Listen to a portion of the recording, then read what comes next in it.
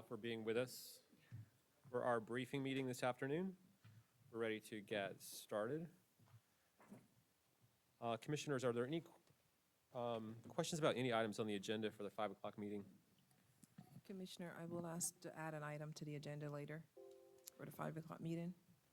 Why don't you just could you tell us what that item is? Yes, sir.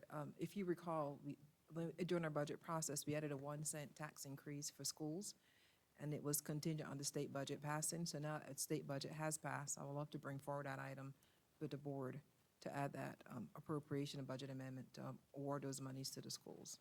Okay, so that'll be for consideration of a budget amendment to increase funding for Asheville City and Buncombe County schools focused on educator pay raises. Specifically for supplemental pay increases. Right, all right. All right, so that'll need to be added by consensus of the commission at our 5 o'clock meeting, since it's not on the agenda currently, as this information's just been getting developed. The state just approved the budget, so this has kind of been an unfolding issue here over the last week. So, all right, thank you. Anything else? Sir. Terrific. Okay. Commissioners, are there any other items anyone wishes to add to our agenda for the briefing meeting? Okay, then we'll follow this agenda. First item is the Frontier Broadband Implementation Schedule. Hey, Tim. Good afternoon, Chair and Commissioners. Really excited to speak with you all today, and I'll be very brief. We've invited Frontier Communications and Allison Ellis specifically to talk to us more about broadband expansion in northeast Buncombe County. It's a really exciting project. ARPA dollars from County Commission allocations were utilized for this project, as well as state dollars for the GREAT grant program. And Allison's here to talk to us a little bit today about the households that will be impacted by that project, as well as when we can expect to actually have people connected. And so at this point, I'll invite Allison to come up. All right, great. Take it away.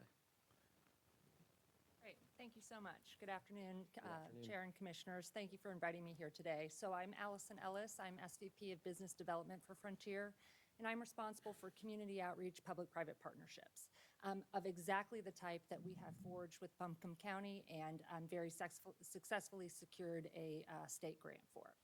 I thought I'd start, though, with a high-level overview of Frontier and where Frontier is today. So it is a name that you have heard in the community as a voice and internet service provider for many years. We're a traditional ILEC. We originally introduced broadband service with DSL technology using our copper phone lines. And at first, that was really great service. It allowed customers to do what they needed to with their internet service. But very quickly, utilization and applications on the internet expanded and needed a level of connectivity that we were not able to provide with our legacy technology, which has distance-sensitive issues. It's sensitive to water infiltration, things like that. And we went through a period of financial difficulty as a company, and we completed a negotiated restructuring with our creditors in May of 2021.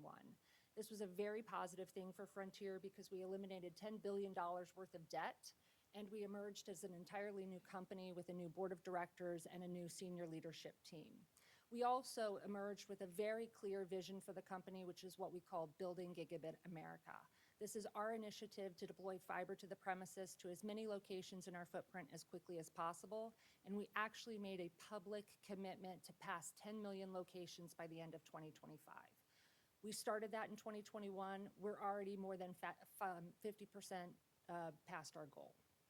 So this is a commitment that we made prior to any of the significant ARPA funding or capital projects fund money being made available. So we see this as the perfect opportunity to combine our own private investment of capital with public funding in order to reach those locations that remain unserved or underserved today because they are extremely high cost and difficult for a private entity to justify or independently expand services to.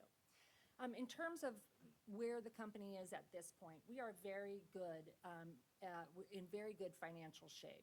We have $1.9 billion worth of liquidity, not reflected on this sheet. We completed a securitization of our Texas assets several weeks ago, which opened up an additional $2 billion worth of liquidity for us. So financially, we're in really good shape, and we're focused on keeping it that way. We also have a fiber deployment machine. As I said, we started that in earnest in 2021. And last year, we built fiber past 1.3 million locations. So again, if you compare us to other ILECs and cable companies, much, much larger, very few are building at the pace or to the extent that Frontier is.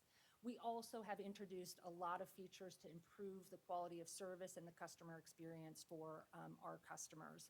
We had the highest net adds in Q1 of 2023, really impressive statistics because we outpaced even the cable companies. And we ranked #1 in fastest internet upload speeds in the US.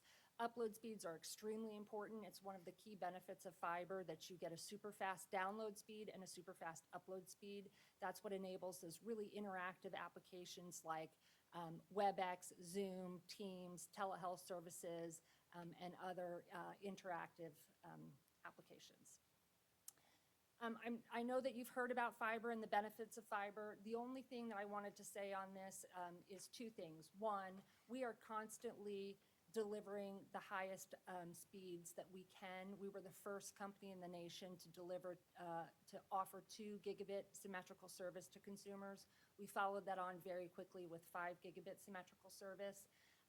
We don't have a lot of customers purchasing that today, but we really did want to make sure that we communicated to customers, to communities, that we are investing in and building the network that they need for tomorrow, not the connectivity for today or yesterday.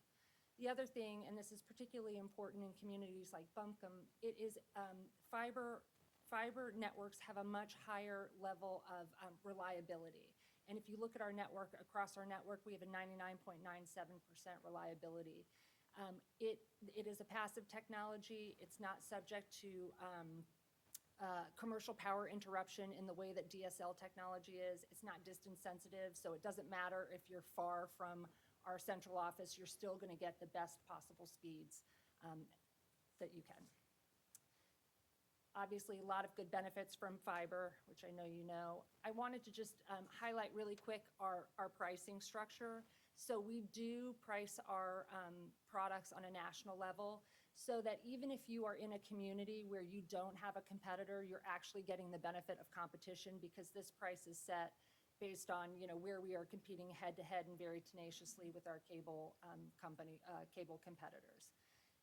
$69.99 is our gig flagship offer. If you compared that to what this was priced at 2 years ago, it would be in excess of $200.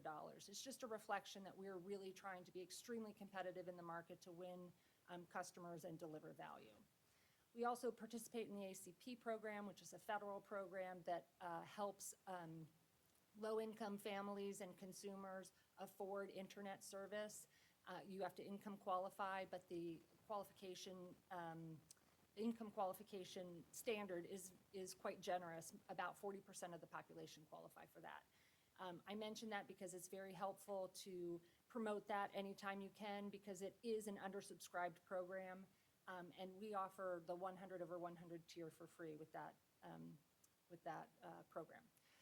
So I just wanted to give you a quick look at what our footprint looks like in Buncombe County. In the green shaded area, that's really the only place that we have existing network facilities, and that's where our Buncombe County Great Grant is focused. Because we have existing facilities there that we can leverage, we can put together a very competitive grant. It increases our opportunity to be funded. We certainly look for opportunities to edge out and expand fiber further, but in terms of doing that with grant support, it can be a little bit difficult if we don't already have infrastructure in the area, because we're not cost competitive with somebody who's already got all of the points of aggregation and, facilities in the rights of way and things like that. So this is our Great Grant. It's for 964 locations. The total award was $3.3 million. We are making a contribution of about $300,000 to the project, and the county matched us at $300,000. I do really want to say thank you very much for participating and providing matching funds. It's absolutely the critical factor in winning funding for your community. It's something that the broadband office values, as much as the technology that a company is proposing to bring into a community. I've really enjoyed working in partnership with your staff, and so I just did want to mention that because they've been really tenacious advocates for your community, and it's been a pleasure, working together on this.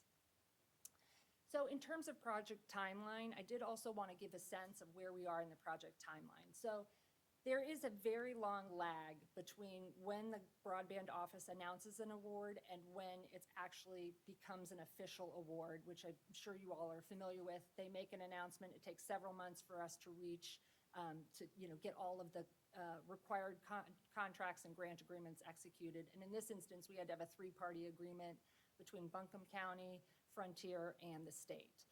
So the effective date of our grant is May 3rd, 2023. That's the official start of the project. The project goes through a number of iterations. We're currently in the second phase, which is the detailed design phase. That's when we have crews come out, do their surveys, do a really detailed plan, all of the engineering, and then we also create the material list and start to get the materials on order. It's one thing that I wanted to flag for you because we are very, we've spent the last 18 months diversifying and expanding our supply chain, and we feel very good about our access to facilities, manpower, materials, fiber, but there is a lot of broadband infrastructure construction going on across the country. So when we put in an order, it's not like we get the materials in the next week. There's a very long lead time, many, many months. Sometimes it can be 12 months. So I just wanted to flag that. I also wanted to let you know that these stages of the project are fluid, meaning that, we have 24 months to complete the project, but there will be customers that, and households that see service available at their location well before the end of the 24 months. We roll out the network and open up locations for sale on a rolling basis. And then, we work in collaboration with the community to make sure that we're providing notice to the residents about construction in advance of when it's going to happen, what to expect, that sort of thing. And then, of course, they get outreach when we actually have their location open for sale. So if we look at the area of Buncombe County, this is a little bit probably hard for you to see from the distance, but all of the yellow dots are locations that are included in the grant. Those are publicly available. They actually are being posted on the Buncombe County website too, so people can check their actual address. We don't have a way today to say on this date, this location will be opened for sale, and on this date, that location will be open for sale. But I did sort of break them up into project phases so that people could get an understanding of kind of what to expect when construction does start. The first phase, the largest phase, being the phase in green, this is where we actually have a central office facility, so that's everything starts from the center on out. And then the second phase is this blue phase. The third phase is brown. The fourth phase is the lighter blue phase up to the north, and the fifth phase is the pink-purple phase. So that's just general direction. It's likely to change, depending on what happens at the time of construction. You can have a project that's in phase 1 that actually gets pushed to phase 2 or 3. But I did want to give people a sense of kind of what to expect when we start the construction process. If you don't mind, can I pause and ask you a question about that map? The individual dots, I assume, are individual residences, structures that exist. Yep, they're today. serviceable locations. They could be homes or businesses. Okay. And then what does it mean to be a structure or business near one of those dots that isn't a dot on your Yeah. map? Yeah. You know what I mean? So these are all the specific locations that have been determined to be grant eligible. In order to be grant eligible, you had to be unserved or underserved. Unserved means you couldn't get 25/3 service. Underserved means you couldn't get 100/20 service. So those are the locations that are eligible for grant support. Okay. If there are locations in and around there, typically what Frontier does when it does a project is it looks to bring in additional locations on a synergistic basis, right? So if we're passing a location that's not grant eligible, but we have to get past it in order to reach a grant eligible location, we will work to make fiber available at that location as well. So it's very likely that there will be more than the 964 locations in and around this area that get fiber, but I can't provide you like a specific address list today. And also, in theory, easier for someone to request it if, like you said, that infrastructure is being built Yep. closer to them that may not exist today. Yeah, so the way that we do our fiber deployment is we run it past the location. We actually don't do the drop, which is the connection from the curb to the household, until service is ordered. Okay. But that's something that we do within 10 days of a service order typically. One other thing I just wanted to flag for you is that the GREAT Grant Program was a really important program. It's actually just the start. There's additional funding available at the state level that needs to be allocated. That will likely happen, based on my understanding of discussions with the broadband office, more in the early 2024 timeframe. There's the CABS program. There's $400 million for grant awards in that pool. There's the Stopgap program, which has an additional $90 million, I believe. And then there's also the BEAD program. This is the big IIJA, federal infrastructure fund that allocated $42 billion across the country for broadband expansion. North Carolina received an allocation of $1.5 billion. That's a significant amount of money. It puts North Carolina at the higher end of states in terms of the funding. In Buncombe County, according to the latest maps, and the maps are always quite fluid because everyone is doing expansion, but there are 6,380 locations within Buncombe County. So broken up between the unserved and underserved. Small number of those, a small percentage of those fall within our footprint, but we hope to continue the discussions with Buncombe County about how we can work together to ensure that those locations and others get fiber services. And then this is just a heat map based on the FCC's broadband data that shows, the yellow are our project that's funded, the green are all of the other locations that have been reported as unserved or underserved. And that's all I have. All right. Allison, great presentation. Commissioners, any questions? I just want to say thank you to Allison and Tim for last night at the Weaverville Community Center. We had a good turnout, and people it's an understatement to say that they are excited that they have fiber broadband on the way. So I appreciate this board being supportive of our ARPA funds going to help fund this infrastructure, and look forward to all these folks getting connected and continuing to work on this for others in Buncombe County. Yep, absolutely. And I appreciate all there's a lot of work being done out here, so, projects are never easy, nothing's ever easy. But this is one of those issues where it feels like we have been, how many meetings have been held, how many discussions? So people have been working on it a long, long time. So it is super exciting to see this great project moving ahead and prospects for getting it built out on the ground. So great work for everyone involved in it. Thank you very much. Appreciate your time. You too. All right. Okay, next item on the agenda is the Med Trust franchise agreement.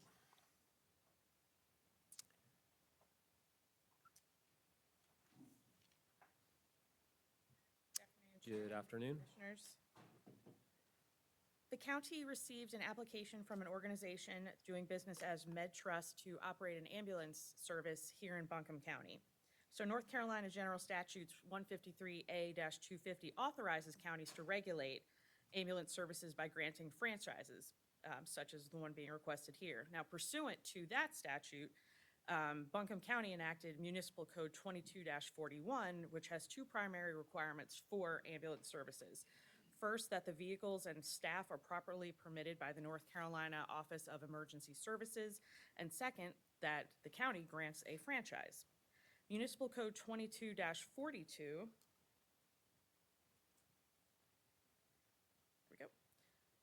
scoot forward just a little bit.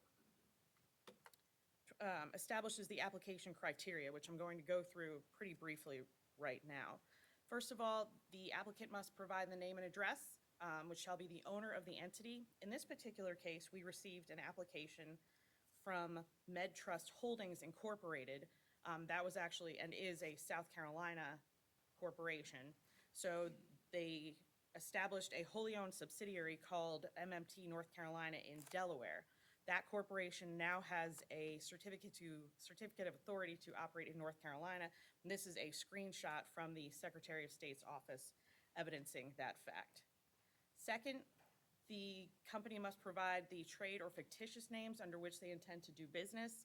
This particular organization intends to do business as MedTrust. This is a screenshot from the Secretary of State's office evidencing that fact. The third criteria is a resume of the training and experience of the applicant in the transportation and care of patients. The application that was submitted to our office was 158 pages, and of that, it does contain resumes of each of the officers as well as a history of the services that have been provided in other service areas.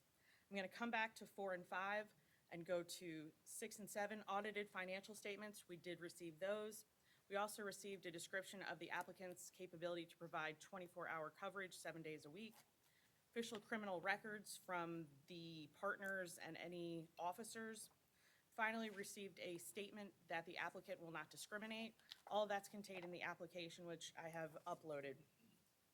Going back to 4 and 5, a description of each ambulance owned or operated by the applicant, as well as the location and description of the places that they're going to operate. MedTrust advised our office in legal that they do not intend to buy ambulances for this area or get office space unless and until the franchise is granted. They did, however, provide a list of all ambulances that are currently in service, and it is a pretty significant list, as well as other locations where they operate. Based on that information, this board may then choose to grant or deny the application if you find that the public will be served by granting the applicant's franchise, the application is accurate and complete, and the applicant has provided adequate evidence of its ability to provide safe, adequate, and responsible service. And finally, that they hold all necessary licenses and permits from the Office of Emergency Medical Services, or they'll be able to do so once they receive the franchise. And I believe that they will. So the recommendation from the legal department is that this board grant the franchise subject to Office of Emergency Medical Services approval, proof of insurance, and execution of a franchise agreement, which I have actually drawn up and submitted to MedTrust for their review, and we have reached an agreement should that become necessary. Jamie Judd is here from Buncombe County EMS if you have any questions about the ability of this applicant to provide services, and I am happy to answer any legal questions. Thank you. Just for my knowledge, MedTrust the service they provide is transportation from kind of one hospital to another, like they don't respond to average emergencies, is that correct? Okay. That's correct. They have applied to do convalescent as well as interfacility transport, and this will benefit the citizens of Buncombe County, because my understanding, and I'll certainly defer to Mr. Judd, is that Mission needs additional ambulances to take people from the hospital for non-emergencies to other locations. Yeah, their specialty is interfacility transports. They provide basic life support, advanced life support, and specialty care. And so their intent is to contract with mission hospitals and to help provide the services to help decompress their main facilities, but also do those interfacility transports that they require, that their current service is lagging behind on with that. They are established with HCA and other areas of South Carolina and Florida, and are used to working with those facilities. And so do you see, are there any other impacts we should be aware of with this from your expertise? In talking with them and looking at their resumes and their packet, we believe they're going to help. The help to us will be able to the throughput through the hospital out of the ER up to the floors by emptying the beds out. They will not be part of the 911 system, and so they will not be used for that. Part of the agreement does require that they, in the event of a disaster or a severe medical surge, that they would respond to requests for additional ambulances if we needed them, just like we do for any ambulance provider. We have the same agreement with Missions Transport Service. If we have disaster or surge, that we can call upon them to help support us. But the day-to-day operations, they will not be a part of the 911 system. And then how will billing work for them? So billing will be through through their contract with Mission, and so how they set up those services and fees. Generally, if it's mission-related, those are contracted transports that the hospital will pay for. Then any of the elected transports would fall back to the patient's responsibility, and they would use their billing services for that. Okay, thank you. Finally, I'd like to note that there are 2 readings required, so I will be back at the October 17th meeting and then November 7th. However, if commissioners would like to, we can certainly put this on one or both consent agendas.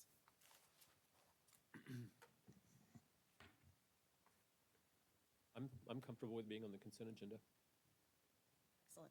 Yep. Okay, I mean, I think it's a great presentation. If anybody has any questions, we can always bring them up. But it sounds like people have got their information they need.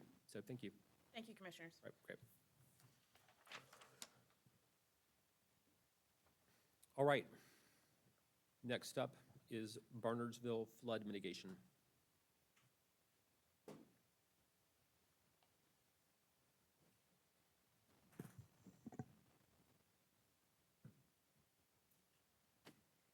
Good afternoon, Commissioners, Chairman.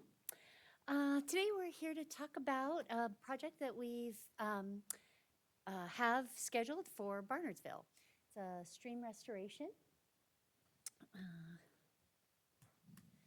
So there's a lot of words on this slide. I'll sum it up pretty simply for you, but if you need to go back in your notes and get some more details, they're here. But essentially, we are looking at a section in Barnardsville right along Route 197, which is Barnardsville Highway. And I don't think I can point with anything here, but Barnardsville Highway is at the top. You'll see the post office in the upper right corner. You'll see Barnardsville Elementary in the lower left corner, and Ohio Electric. There's the Paint Fork Bridge that is the main access to access the Barnardsville Elementary and Ohio Electric. And that bridge is, by DOT standards, structurally sound but functionally obsolete. And you can see in this photo that the bridge is deteriorating. They have done some repairs on it. The main challenge with the bridge is in the way it's designed. It has a center support that acts as a collection point for any debris that's being carried down Dillingham Creek, which is the creek that goes right under that bridge.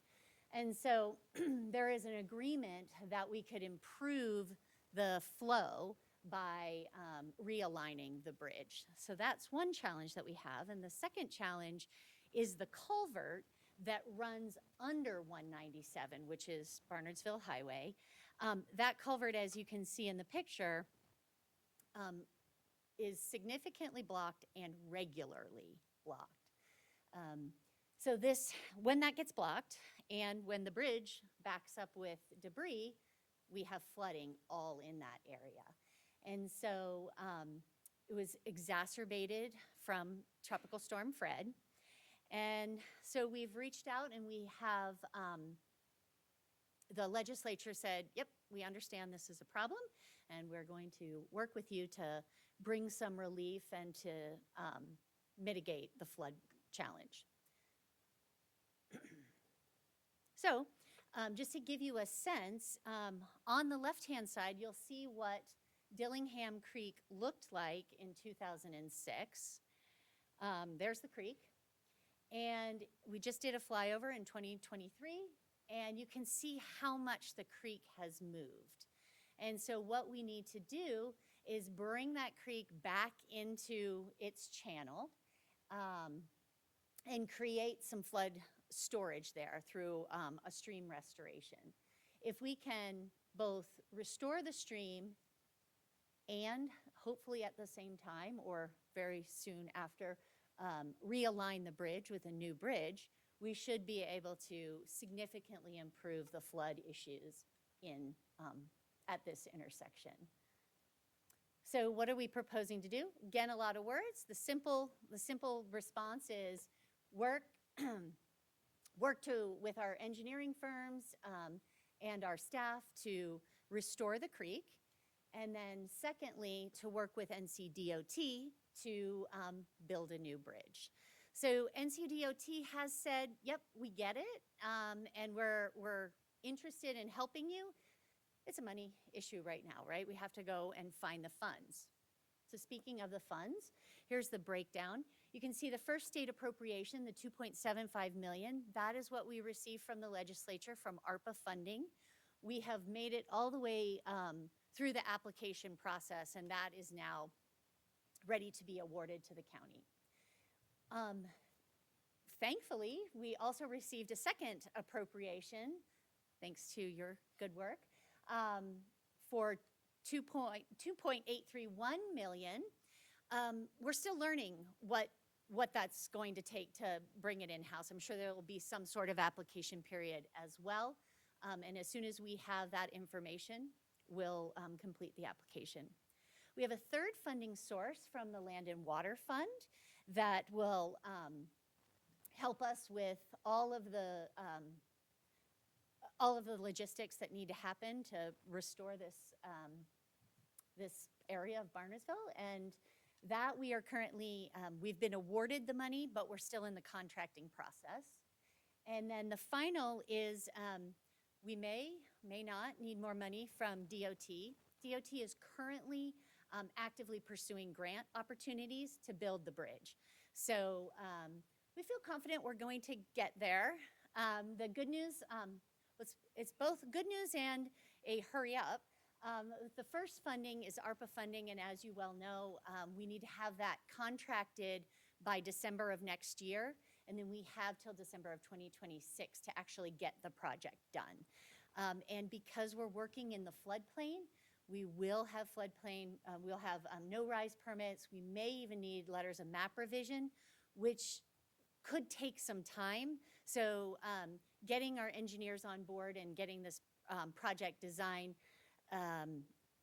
is of importance. So we will be bringing the budget amendment for the first ARPA funding, the $2.75 million, to the next regular board meeting. And then we'll be following up on the second appropriation and doing that application process. In terms of the stream restoration, we have already put out an RFQ for engineering. We've completed that, and we have identified an engineering firm. And as soon as we do the budget amendment, as soon as we receive those funds, we'll be able to move forward with engineering. And then that will really help us till the project is fully designed. It's hard to call out exactly what it will look like. So as soon as we have that, we'll have a better idea on the full solution. So that's all I have for you today, unless you have any questions. Thank you. I know that a lot of work has gone into this with staff, a lot of hours and effort, and it's great that we're moving forward with it, and we have this additional funding to help you all do your job. Yeah, thank you. I know it takes everyone speaking on our behalf at the legislature, and so we're really appreciative. All right, Jennifer, thanks for the presentation. Thank you. Appreciate it. All right, next item is passive recreation criteria. All right. Hello. You all have seen me a few times, but I am Jill Carter, and I am the project manager for the Open Space Bond. And I'm here today to share our proposed evaluation criteria for passive recreation projects to apply for bond funding.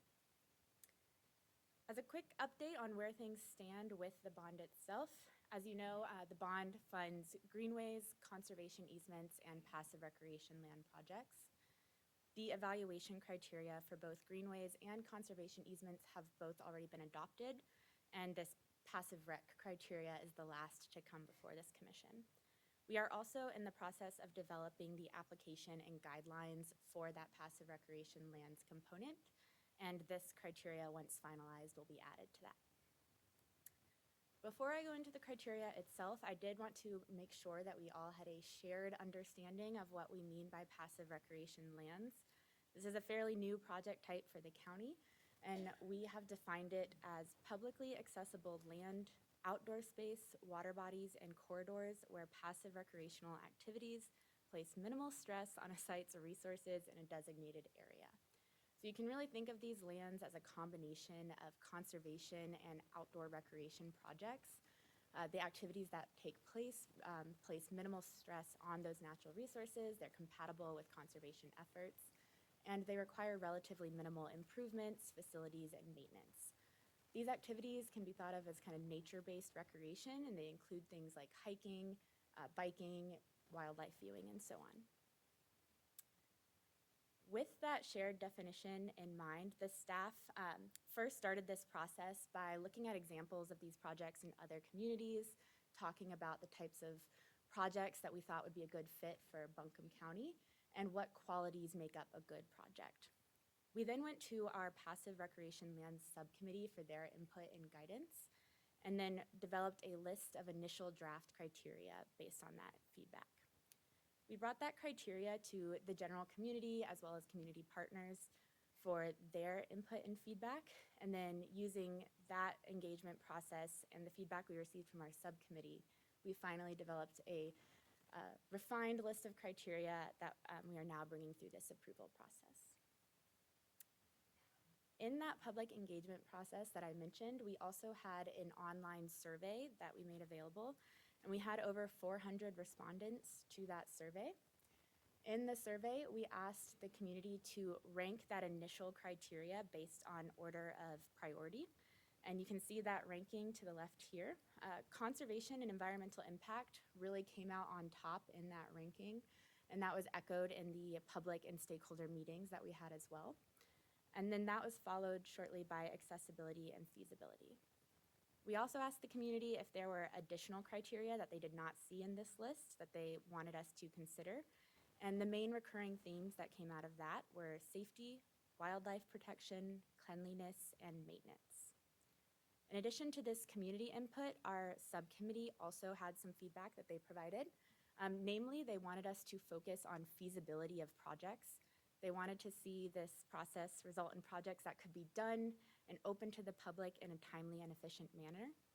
Additionally, they wanted us to really build in some flexibility to this process such that smaller projects and organizations who don't typically receive this type of funding could still score well if their projects were good projects. So, using that feedback and input, we developed a final list of proposed criteria that included both qualifying criteria and weighted criteria. The qualifying criteria must be met by any project in order to move forward for consideration. So they must answer yes to all three of these questions, which are that the project timeline must be such that the funds can be allocated within the 7-year schedule of the bond. The project must be geographically located within Buncombe County, and the project must include a plan for long-term maintenance and management. If a project answers yes to all three of these, it will then be evaluated using our weighted criteria. These criteria are scored on a scale, so if a project better meets one of these criterion, it will score higher on that item. The weights that you see associated with these criteria were based on that public engagement process, that survey, as well as our subcommittee feedback. And at the top, we have conservation and environmental impact weighed at 20%. This includes not only minimizing potential negative environmental impacts, but maximizing positive ones through things like habitat and tree canopy restoration. We then have feasibility at 20%, which we will consider things like the project timeline, the topography, the improvements needed, staffing requirements. Accessibility is weighed at 15%. We not only are looking at projects that ideally are accessible to all within our community regardless of physical ability, but also geographic location. Equity also at 15%. We would like to see projects that serve traditionally disadvantaged communities in our county, and also that consider and mitigate against any potential negative impacts of the project. We then have long-term management and maintenance at 10%. While this is included as a qualifying criteria that a plan for this be in place, we recognize that not all projects are created equal, and some have higher needs in terms of staffing, in terms of the maintenance and management required, and so on. We also have cost and leverage funding at 10%. We would like to see projects that really efficiently allocate their budgets and minimize costs, as well as leverage funding from other sources where applicable. We have alignment with county plans, needs, and other priorities at 5%. In our process, we really heard a call for spending these funds based on a larger strategy. And so we want to see projects that align with things like the comprehensive plan, the Parks and Rec master plan, and other countywide needs. And then finally, safety at 5%, and this is safety from things like crime, accidents, wildlife, and so on. We brought this proposed criteria to our Passive Recreation Lands Subcommittee at their September 7th meeting, and they did vote to recommend that it be used for the bond. And then we also brought the criteria before the Energy and Environmental Stewardship Subcommittee at their September meeting, and they expressed general support for the criteria. So, based on kind of next steps, pending any feedback or questions we hear today, we do intend to bring this criteria back before the commissioners at the regular meeting on October 17th, ideally for adoption. And then if it is approved, we will incorporate it into that application and be able to open the application window in early 2024, and then move into project proposal review and selection in the spring. And with that, I'll pause for any questions or comments.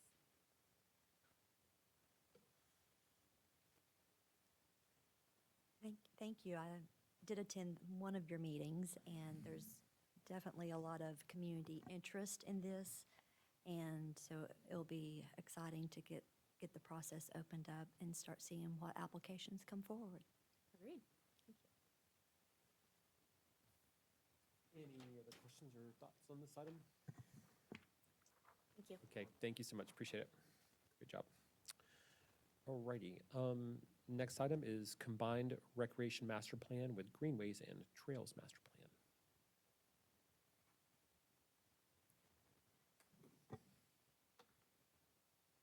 Good afternoon, Chair and Commissioners. My name is Thomas Goll, and I'm the Principal Park Planner here at Buncombe County Parks and Recreation.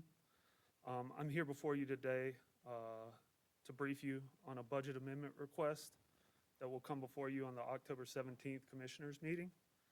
And our budget amendment request would add an open space plan and a Greenways and Trails master plan to our already in progress system-wide Parks and Recreation master plan.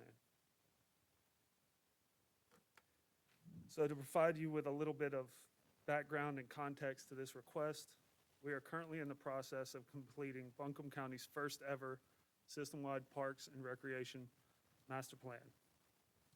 For this project, $200,000 was budgeted in FY24, and our RFP for this project went out this spring, and our selected consultant, Kimley Horn, is under contract as of June of this year.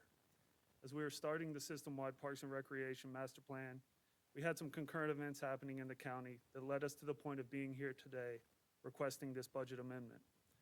First, the open space bond was passed in November of 2022, and then the 2043 comprehensive plan was adopted in May of 2023. Both of these events exhibited a clear demand and desire for open space, greenways, and trails in Buncombe County. The Open Space Bond team also began their public engagement process for open space bond project evaluation criteria, as you just heard Jill talk about. And that process began in February of 2023. And from each of these events, county staff identified some key challenges and an excellent opportunity to meet those challenges head-on by combining the parks, open space, greenways, and trails planning efforts, which we believe will help the county more effectively reach some of the goals as outlined in the 2043 comprehensive plan. So as stated, we are in the very early stages of our system-wide Parks and Recreation master plan. Our consultants are in the needs and priorities assessment phase of the project, where they are currently completing an inventory of our facilities. We are on a momentary pause because before we begin public engagement, we would like to include this additional scope. And if we are able to include this additional scope, we believe that we will be able to save the county time, money, and clear up the confusion that occurs when these planning efforts happen separately. Combining the public engagement process for these plans will also lead to more comprehensive plans with the greatest amount of public input. So based on the proposed scope and timing agreed upon with our consultants who do have the expertise and capacity to complete this additional scope, the additional funds required to add an open space plan and a Greenways and Trails master plan is $115,175. By including the open space plan and the Greenways and Trails master plan with the system-wide Parks and Recreation master plan and combining the planning process, it is estimated that we will directly save the county $45,000 in consultant fees. So that is $45,000 in savings compared to if we completed these planning efforts separately. The estimated date of completion for these plans would be 1 year from when we were able to provide a notice to proceed. So I would like to note that if we are able to move forward with this plan in October of this year, the estimated completion date would be October of 2024, which would give us our Greenways and Trails master plan about 1 year, 1.5 years ahead of schedule than if it was to be funded in FY25 as originally planned. So to kind of sum up this request here, we are requesting board action at the October 17th Commissioners meeting. County staff would like to add an open space plan and a Greenways and Trails master plan to the currently funded and in progress system-wide Parks and Recreation master plan. At the direction of our budget and finance team, we are recommending that this can be accomplished by reallocating existing budgeted funds from the FY20 Garen Creek Tower retrofit project. The project scope for the Garen Creek Tower project is complete and is ready to be closed at the end of this fiscal year. If approved, this reallocation would increase the budget of the system-wide Parks and Recreation master plan from $200,000 to $315,175. And with that, I'll take any questions you may have.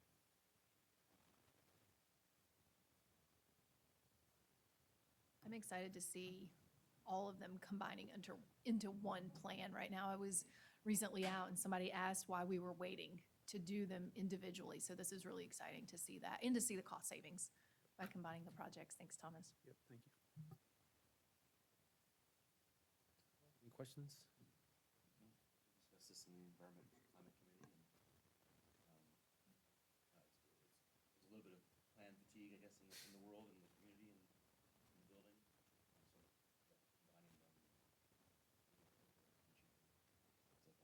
So combining them, easy one. All right, doesn't sound like there's any other questions for now. Okay, thank you. Thanks. Okay.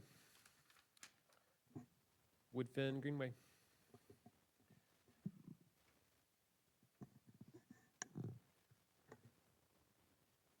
Good afternoon, Mr. Chairman, Good Commissioners. afternoon.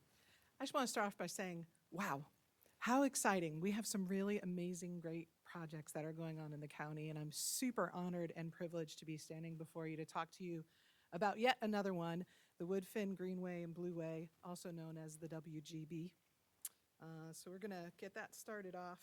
And I wanted to start off by acknowledging that I've actually been here a few times to speak with you all on the WGB, and I know that you're all very familiar with the project. So while we will go over the 5 components of the project, we're really here to concentrate on an updated timeline and financials for these projects. We've been working to create structurally balanced budget that supports financial sustainability for the duration of the project, and we'll have a budget amendment request to formally accept grant awards to meet our financial goals and bring the project to completion. This will include an ask to establish a go-bond project for the open space greenway portion. With that, again, you all are very familiar with the Woodfin Greenway Blueway. Really just want to point out that this truly is a collaborative effort between Buncombe County, the town of Woodfin, the NCDOT, and the TDA. So what has been accomplished so far? We have completed the Silverline Park. It was led by the town of Woodfin and was completed in May of 2022. There was approximately $650,000 that was designated through TDA funding to help support that project completion. And it was opened in May of 2022. So there currently sits riverfront views. There's a park that's there along with Craggy Mountain Line Trail platform, a boat launch, and a walking path that ultimately will help create a connection for the Greenway. Two other components that the town of Woodfin, our project lead on. The wave will be located adjacent to the Riverside Park and along the new Woodfin Greenway. It'll be created from a fully designed and engineered ledge featured made of rock and concrete. That'll include kayaking and surfing wave. Currently, Woodfin is in the permitting stage and looking to go out to bid along with the Riverside Park at the beginning of fiscal year '24. Riverside Park is at 60% design and adds approximately 4 acres to the current park with enhanced amenities that include the river access, pavilion, spectator area, restrooms, and expanded parking. They're looking to publish the RFP in November with a contract award, hopefully going out in January of '24. It'll be complete by 2025. Exciting for us is to see the WGB Greenway come to fruition. Here, we're going to have the Buncombe County project lead, where we are looking to start easement acquisition by the end of the year with anticipated design at 100%, and beginning in 2024, moving forward with our right-of-way. Matching requirements for what we currently have. Highway 251 is called Segment A, and then we have the Beaver Dam Creek, which is Segment B. For Segment A, we're at 75% design, like I said, but again, looking to be at 100% design and moving forward with right-of-way. Federal funding here currently is at $9,014,670. For Beaver Dam Creek section, we're in the preliminary engineering design phase. Federal funding is currently at $4,046,330. We've got $850,000 designated through TPDF funding. Overall, we'll create 5 miles of a 10-foot path adjacent to the French Broad and Beaver Dam Creek. So, the important pieces of information are the total project costs. This project's a collaborative effort, like I said, with the NCDOT, which is designated $13,061,001 in federal funding for the Greenway portion of the WGB. $2,250,000 has been funded by the TDA, with an additional $5,890,000 awarded, which would bring the TDA's contribution to $8,140,000. As you can see, the county currently has allocated $1,132,000 with an additional $1,273,250 that's needed to meet our 20% match requirement. So for federal funding, it's an 80-20% match. Woodfin's portion of funding is approximately $7.7 million, which they're raising through Woodfin Go bonds, other grants, and private donations. So based on current information and estimates, this budget will bring the full project to completion based on what we know currently. So our request will come to you for October 17th.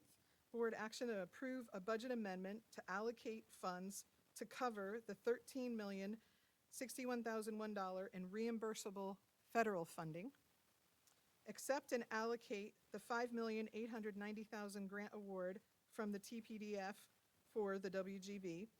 This would include an amendment grant agreement with the TDA and an interlocal agreement with the town of Woodfin for reimbursed funds.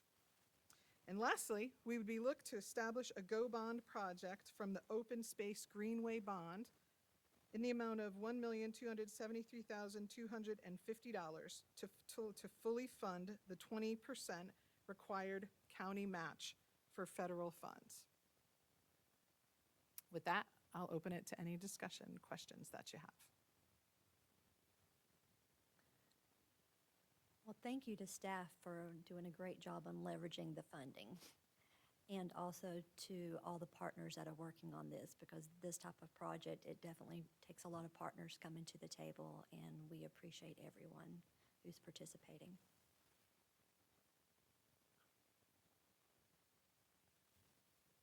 Any other questions right now? Okay, thanks, Allison. Thank you. All right, commissioners, that's everything that was on our agenda. So we are adjourned and we'll reconvene at 5 o'clock.